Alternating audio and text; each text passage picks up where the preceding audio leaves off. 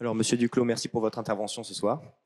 Euh, En ce qui concerne les nouvelles routes de la soie, qui a été surnommé le projet du siècle par Xi Jinping, ce projet étend l'influence chinoise à l'Asie centrale, dont des pays comme l'Afghanistan, le Kazakhstan, le Tadjikistan, et pourrait à la fois rapprocher mais aussi perturber les relations sino-russes. S'agit-il d'une nouvelle alliance opportuniste mais fragile, vu les divergences de dynamique et d'intérêt entre ces deux pays, ou plutôt un partenariat qui risque, contre les États-Unis, de structurer durablement le paysage stratégique? Je vous remercie. Alors mon horizon de réflexion, c'est une dizaine d'années. Et je pense que dans les 10 prochaines années, c'est la logique de l'alliance entre la Russie et la Chine qui va l'emporter. Alors pourquoi? Parce que les deux pays ont beaucoup d'intérêts en commun. D'abord, ils ont été capables de mettre un terme à leur source de désaccord, leur conflit, qui était assez important, bien sûr, et parce qu'ils ont des intérêts communs à défendre dans le monde. Par exemple, dans la crise actuelle, à la mi-novembre, Poutine et Xi se sont téléphonés et M. Poutine a réitéré le soutien de la Russie aux réclamations de la Chine concernant Taïwan, tandis que Xi a soutenu les demandes de garantie de sécurité de la Russie à l'égard de l'Occident.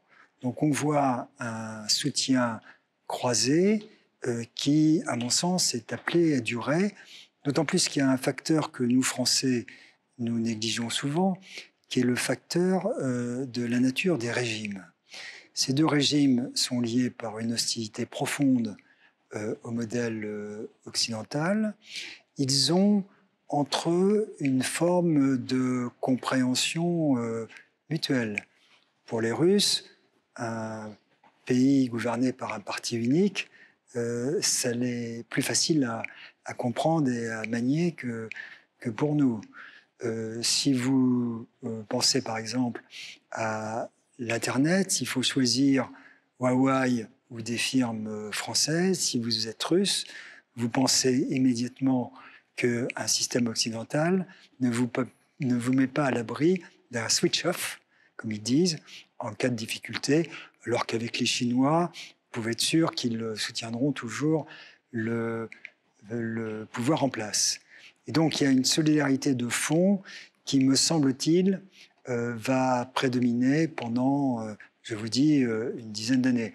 Ensuite, on ne peut pas savoir, parce qu'il peut y avoir des causes de friction qui, petit à petit, finissent par fissurer cette belle alliance. Je vous remercie. Bonsoir, Monsieur Duclos. J'aimerais revenir sur des horizons géographiques quelque peu différents, et notamment sur la relation entre la France et le Royaume-Uni. On l'a vu, et comme vous l'avez rappelé, depuis la conférence de Saint-Malo en 1998, la France a pu compter sur le Royaume-Uni comme son premier acteur stratégique en Europe. Aujourd'hui, l'entente cordiale entre nos deux nations est amoindrie, entre autres par la personnalité si particulière du Premier ministre Boris Johnson. Pensez-vous que les intérêts stratégiques français pourraient bénéficier de ce Partygate, justement, qu'il y a lieu en ce moment? Alors, c'est la question de savoir si le départ de Johnson serait positif pour la relation franco-britannique. Je répondrai par un oui qualifié. Qualifié parce que c'est clair que la personnalité de Johnson n'est qu'un élément d'une équation dans laquelle, fondamentalement, une grande partie des élites britanniques ont fait un choix et ne reviendront pas sur ce choix.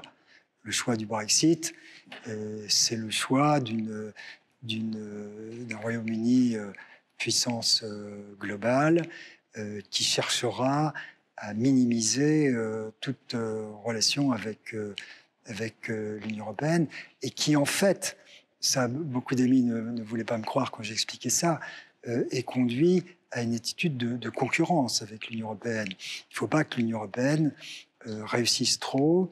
Il ne faut pas en particulier qu'elle s'implante là où eux-mêmes veulent déployer le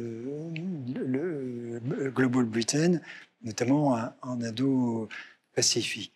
Mais oui, quand même, parce que un changement de tête dans un gouvernement, ça offre toujours des opportunités.